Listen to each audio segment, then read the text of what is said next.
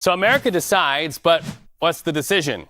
We're talking about this. Elections workers still counting ballots, and that means several key congressional races are still uncalled in both the House and the Senate. And that means the question of which party controls Congress looms large. So here's where we are. CBS News characterizing control of the House as leaning Republican. In the Senate, Republicans projected to win control. So let's go live to CBS News congressional correspondent Nikole Killion. Nikole, let's start in the Senate. This was a really key flip for Trump headed into the elections. How much support will the president-elect have in the Senate? Yeah, well, for many, this seemed inevitable because Democrats really had a tough map to defend this cycle. But certainly having a majority in the Senate now will make the former president or now president-elect's job much easier in terms of trying to advance his agenda. Of course, we're still waiting on the results of the House. But as you mentioned, as of now, it appears to lean Republican. So if the president-elect gets that trifecta, expect a very robust legislative agenda to move very quickly from 1600 Pennsylvania Avenue here into Capitol Hill. In the air, Democrats holding out hope for the House. Explain for our viewers why the House is so important for Democrats.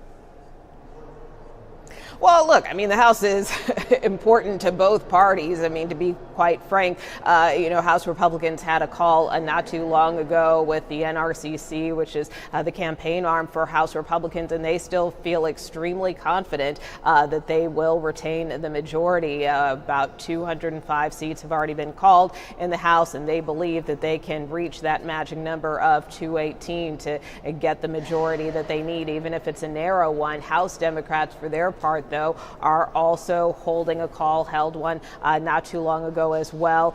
This was really the first time that Democrats have had a chance to caucus since the outcome of the election. And look, some members of leadership have acknowledged that in spite of some of the frustration and disappointment they may feel because of the outcome, that members of leadership are ready to stand in to try to help course correct going forward. So that was some of the dialogue and discussion that was had. But certainly Democrats, it would be in their interest, of course, to try to flip the majority if they can, not only for historical purposes in the sense that that would catapult Minority Leader Hakeem Jeffries to become the first black Speaker of the House, but also it would kind of give that checks and balance against Republicans, against the president-elect, against a Republican Senate if needed. But again, right now, a lot of these races are still too close to call to know which way this will ultimately land. Well, we see the graphic there on the screen, which takes us to our next question. The GOP searching for the next Senate leader. Talk to us about the future of Mitch McConnell and the search to replace him.